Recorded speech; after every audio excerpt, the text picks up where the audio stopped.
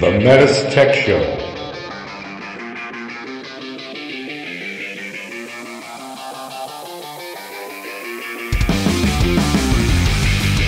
Welcome to the METUS Tech Show, a show for HVAC professionals by HVAC professionals. The METUS Tech Show. Mitsubishi. All right, Juan, so I was just out. We're in Georgia, by the way, this week, and I was just outside, and I can't believe how warm it is. And I beautiful love out. the weather. It's incredible. I left 40 degrees back in Boston. It was 38 when I left home, Yeah, on Monday morning. especially with the storm we just had that weekend. That Yeah, Saturday passed. I we lost. had 4 inches of rain. Yep. I lost power for most of the day, down tree limbs. No Wi-Fi. My kids are going Nuts. bananas. They thought the world was ending. They love it because they think that they're not going to have school for a week because the trees are falling and Armageddon. You know, they're not going to have school. But I told them, yeah, you'll go to school. You'll be fine. Oh, yeah. But the Wi-Fi really disturbed them. No doubt. They were upset. But anyway, welcome to the METUS Tech Show, a show for the service tech in the truck, the installing technician. This show is for you. So we're going to talk about a new product that just came out, the intelli-HEAT Cased Coil, or the PAA. And with me today is Juan Cardona. Howdy. Juan is technical instructor out of the Ohio Training Center. And myself, Steve Pimentel, technical instructor out of Boston. So we're going to talk about this new product because there are so many questions on the intelli-HEAT Cased Coil and how to install it, how to wire it. And I think it was important for us to put out a few podcast episodes on specific intelli-HEAT topics, right? Important intelli-HEAT need-to-knows, right? Need-to-know information on the intelli-HEAT. And today we're going to talk about the intelli-HEAT control wiring and just basic wiring of the intelli-HEAT as far as feeding it power, as far as the furnace integrating into the intelli-HEAT control box. And Steve, before we get into this, we need to look at this product as we have been doing for years. It's an add-on heat pump. Yeah. You're adding a heat pump system to a gas furnace. We've been doing this for years. So this is nothing new.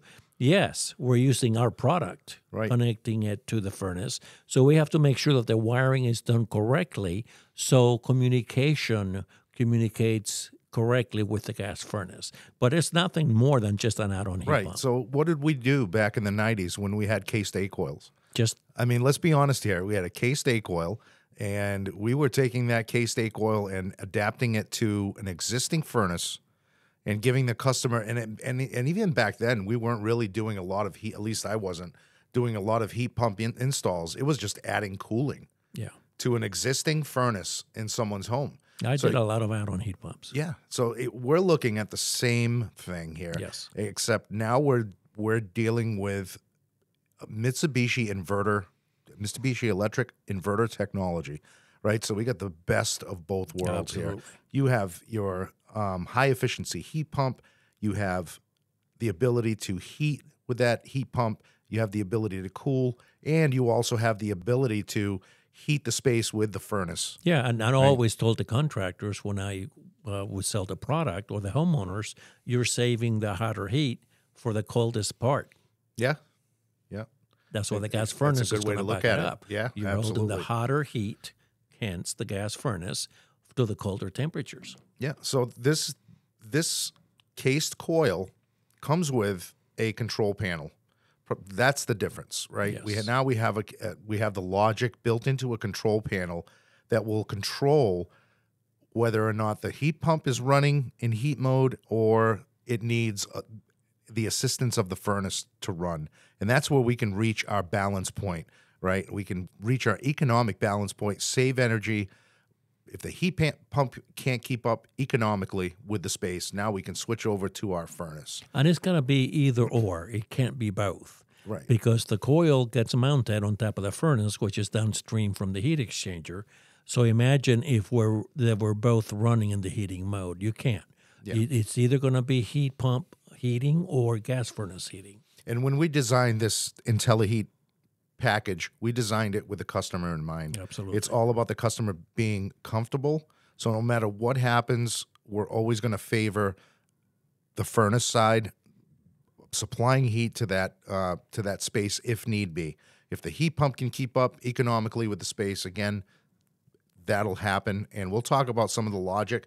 Probably not in this episode because we're gonna talk about installation wiring side on the Intelli-HEAT Cased Coil. So, Steve, how do you connect the outdoor unit to the control panel? So if you've hooked up any Mitsubishi residential product, one-to-one, multi-zone, we power the indoor unit with S1 and S2, and we use S3 for communication. So we're just wiring from the outdoor unit, S1, S2, S3, to the control box, the PAA control box, S1, S2, S3. Yes, there is a terminal block in the control box. Yep. Labeled so, and you're running and following the same rules as you did before, right? With any of our products. Yeah, we want a solid home run with S3. We don't want wire nuts in there. Does it need a service switch between S1, S2, S3? It's optional, but I'll tell you what, it's real handy to have a service switch inside of the home, but we need a special type of switch. Yes, it's an arcless switch, 3-pole arcless switch. So 3-pole arcless switch, just like we would use on a standard wall mount, MUZ, one-to-one, P-Series, whatever it is. Again, it's optional, but I do recommend a service switch somewhere at the PAA control box. Now, as far as mounting the control box, we have a limitation. We're limited to the length of the thermistors that are attached to the A-coil. And these thermistors are measuring inlet refrigerant temperature and outlet refrigerant temperature out of the coil. They're 10 feet long. So we can mount the control box onto the side of the A-coil, being very careful. Yes. There are measurements that we have to go by, and the installation manual spells those out specifically. They may be in millimeters. We're working on changing that to inches, okay? But common sense. Don't use 3-inch sheet metal screws. Right. And we're going to make sure that we don't drill into the coil. I got to say, I'm guilty of doing that in the past. I was new to this trade and used too long of a screw in the wrong place, and yeah, it was bad. But we're also going to be careful on the right side of the cased coil. We also have a drain pan. Now, that drain pan is for the horizontal right discharge position, and we want to remove that drain pan to begin with. That's if we have an upflow installation, we're going to want to remove that drain pan. Upflow or downflow. Exactly, and that may hinder airflow. So that's why we're removing that drain pan. So be careful when you're also screwing the PAA control box to the side of the A-coil that you're not drilling into that drain pan. Can't stress that enough. So now that we have our PAA control box mounted, we've run our S1, S2, S3 from the outdoor unit to the PAA. We're still following all of the same rules. Wire size, always refer to the installation manual for your wire size, right? Goes without saying. Now we need to get into wiring the control box to the actual furnace. Correct. And that really you could do on the single stage. Let's talk about single stage first. And that will take a 5-conductor thermostat wire. All right, so what do you mean by single stage, Juan? Single stage is one fan speed. That the furnace is operating at the same fan speed every time there's heating. And there's one stage of heat. Yes. Right? One stage of heat, and maybe one stage of Y. Heat or cooling. Your Y terminal on the furnace may just be a one single fan speed, right? We're going to get into fan speeds in a little bit because we have a lot of options and depending on the type of furnace that you're installing, we have multiple options with changing fan speeds. But when we say single stage furnace, we're talking one stage of heat. Yep. And you're going to see that with just a W terminal rather than a W1 and W2 showing you two stages, a two-stage furnace. But so basic single-stage wiring one, where are we wiring to and from? Well, we're running the thermostat wire from the furnace control board into terminal block TB-A at the control module on the coil box. Okay. So when you're looking at that control box, and depending on the orientation of the control box, and I just want to point something out I didn't mention before, the PAA control box has a interface on it. Yep. Right? It has push buttons for test mode, for status, whether the system's in normal mode or in emergency mode. We want to make sure we show those buttons. We don't want to face that control box in a position where we have the technician or the homeowner has to look underneath that control box for the buttons. We want to face that out. Face that out to where you're standing so you can see it right away. Yeah. So that's going to put your terminal blocks TBA and TBB sideways, so to speak, right? So know your terminal blocks and what terminal blocks you're tying into. So you just mentioned we're running from the furnace control board. We're going to have our red, our common, our yellow, our white, and green single stage running up to the terminal block TBA. And that's labeled inside of the PAA control box. There is a sticker labeling that terminal block. And once we have that wired in and we're all set, now we can change fan speeds on the furnace to establish 350 CFMs per ton. Minimum. Yes. So that's the rule. Now, we're going to have a different episode just on changing fan speeds and on furnaces, and we'll get into that in that episode coming up shortly. Now, on TBA, we also have two terminals called M1 and M2. Don't get that confused with MNet. That's not what that is. It is a connection for any of Mitsubishi's MA controllers. Which is a 12 volts DC signal, talking about the MNet.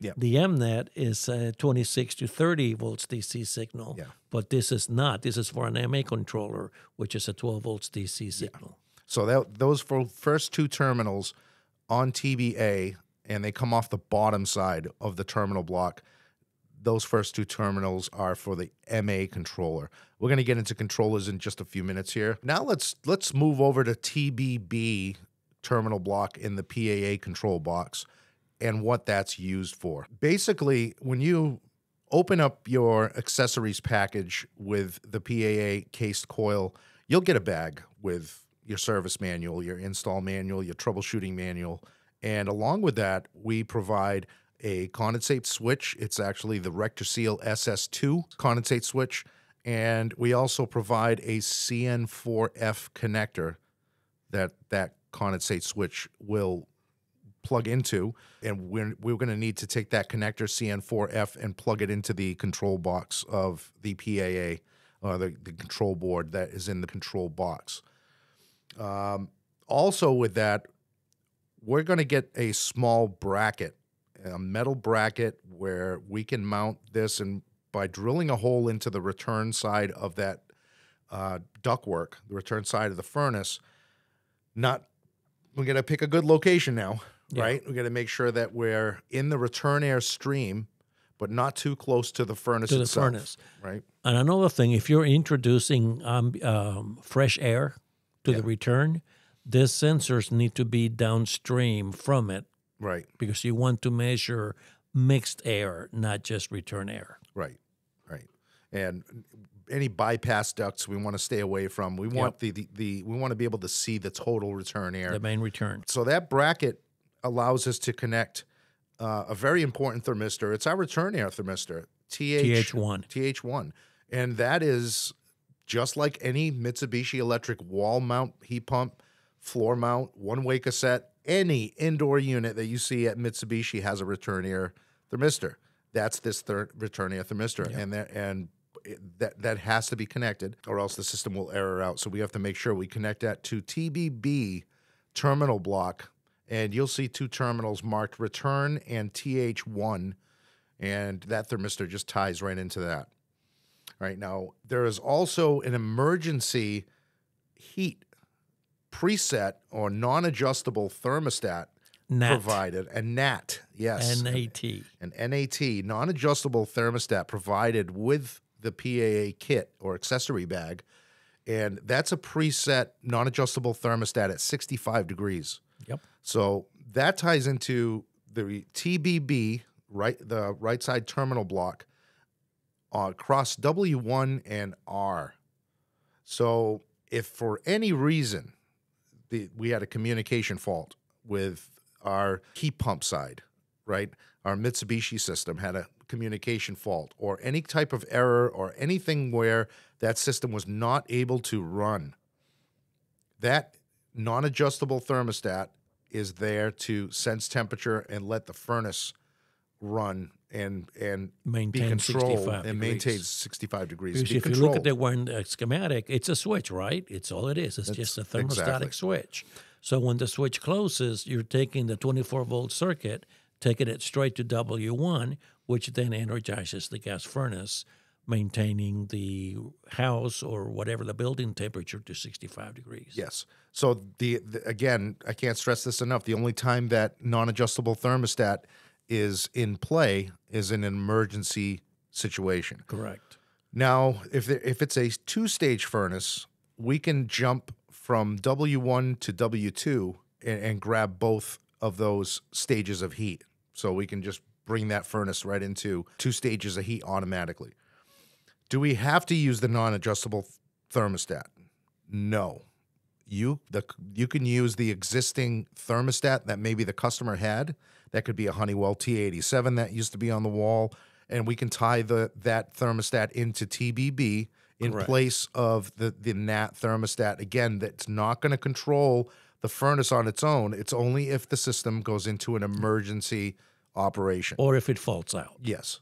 And again, any third-party thermostat would work. And if the customer had an issue with our system, our Mitsubishi electric system, as far as the outdoor unit and the PAA control box, that emergency thermostat, that maybe existing thermostat they had in the home will take over, and the customer will run their furnace just like they did in the past.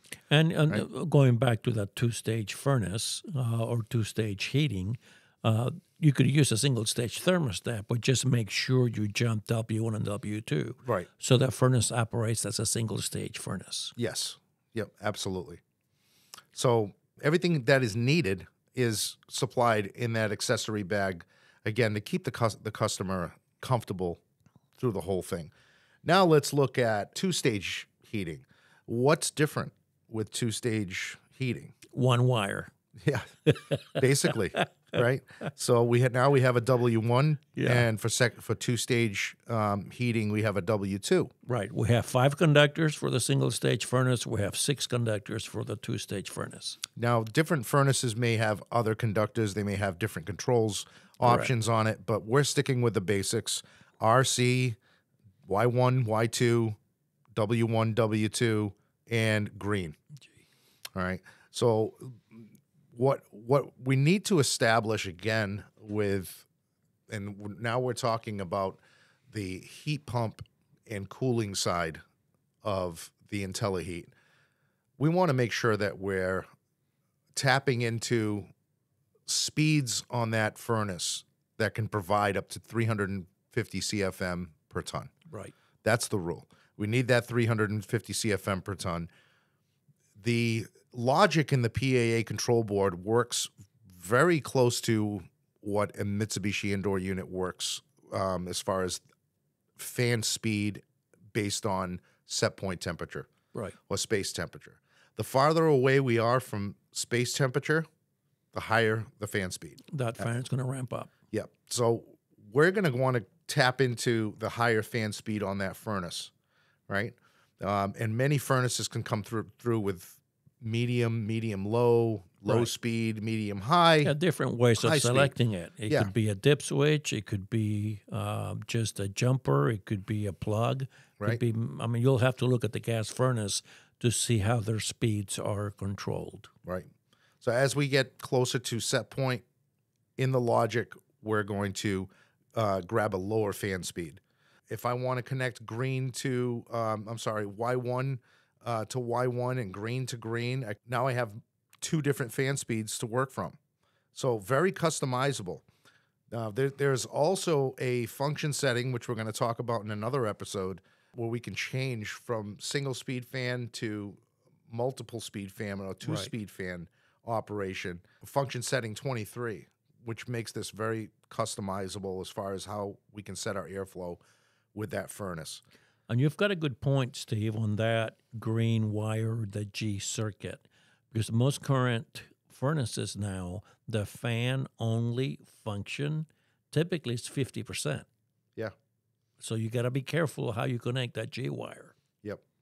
And, when I talk about speed taps, and we're going to, like I said, we're going to jump into this in a more specific episode of the intelli-HEAT. We'll talk about speed taps because they could be just a matter of moving wires. Right. Or they could be dip switches on a furnace where we have an ECM motor and we're flipping dip switches to establish a certain fan speed. Yep. So now we've talked about single stage, second stage. We've talked about the non-adjustable thermostat. We have all of our control connections. We're running these just like we would with any cased coil on a furnace thermostat wire. Just basic thermostat wire. We have a 24-volt board in the PAA control box. It's something that I'm very used to, over the years, installing case coils and wiring thermostats, wiring furnaces. It's just basic thermostat wire, right? 18 gauge. Yeah. So now let's talk about our control options. Now let's jump up to what controllers we can connect to the intelli-HEAT. So we're looking at MA controllers. Let's talk about one style of controller, our wired MA. So we have the choice of... Now you're talking about the simple MA or the deluxe MA? Right. We have the simple MA. And we also have a touch MA. Yes. So multiple MA controllers. So how many wired controllers do we have in total? Three. Yeah. Three, basically. Yep. Three basic models that we have this, as Juan mentioned, the simple MA, which is a very simple controller for the homeowner, not so simple for the service techs out there when we have to go in and do some function settings, but very simple for the homeowner as far as settings, push buttons, functions, and use. Yeah, and options on the front of the controller, on and off, Yep. mode button, temperature up and down, fan speed. Very basic. Then we get into our Touch MA, and it's a Bluetooth touchscreen controller. And we can upload a picture to this, put my favorite sports team on there. I can put a picture of my big largemouth bass I caught last month on there. I would have my grandchildren. And you would have your grandchildren. So awesome. Great controller. You can upload a picture to it. You can mirror what's on the screen onto your device. And I'm able to do function settings and request codes with the Touch MA. With the Deluxe MA, my favorite. Yes, the PAR 40 that we're at right now. We had the PAR, and I'm going back a few PARs ago. So we got the PAR 20, PAR 21, PAR 30, PAR 33, and now we're at the PAR 40. Yep. And I might have got one of those PARs incorrect, but when we say PAR, that's just the first three letters of the model number. But we're at the PAR 40 now, and the PAR 40 Deluxe MA controller is packed full of energy savings functions. Oh, it's great. It's a great controller. Easy to run through as far as for the homeowner, for the service tech, setting function settings, setting request codes. It's used as a tool out by service techs. I used to have it in my toolbox. Yeah, because you can set function settings, and let's say you just have an MHK2 controller on this PAA. Well, I can come in with a Deluxe MA, do some function settings and request codes that I can't do with the MHK. With the MHK2. And once those settings are put in, I could disconnect that Deluxe MA, wrap it up, throw it in my tool bag for the next job. Yeah. Right? I loved it for the request codes because the request codes, I'll get it out. There you go. I don't need any tools. Right. Because it gives me temperature, pipe temperature, air temperatures. It gives me pressures on certain equipment. Yep. It's all right there in that screen. Yeah. discharge superheat Yes. in the outdoor unit. Outside air temp, like you said. Yeah, it's just all around fantastic controller. Now we also have on the PAA control box a CN105 connector. So let's talk about CN105 as far as what we can connect to the Intelli-HEAT. And basically that's Kumo Cloud. Correct. That's the MHK2, one of our most popular controllers. Wireless controller. Yeah. And then the thermostat interface, which I think is going to be a very popular controller with this Yes. PAA. Just for the fact that the customer may want to use the thermostat that is already in place. It's already there. And that could be anything from a very basic single stage thermostat, like the T87, right? Yeah. The round T87 that everybody's used to. Or it could be a sophisticated touchscreen Honeywell controller. They want to use a third-party controller with a PAA. We got you back. Whatever they're used to. I mean, you don't have to change it. Yep, we got the thermostat interface, plugs into CN105. The thermostat interface, very important. You cannot use a PAC 444 model. You have to use the new thermostat interface PAC 445. Correct. And along with that PAC 445, you will get a small wiring harness accessory, and that plugs into the PAA control box connector CNH02. Yep. And that allows you to connect, that connects actually to that harness. And it's a little different than what we're used to out in the field with the thermostat interface normally.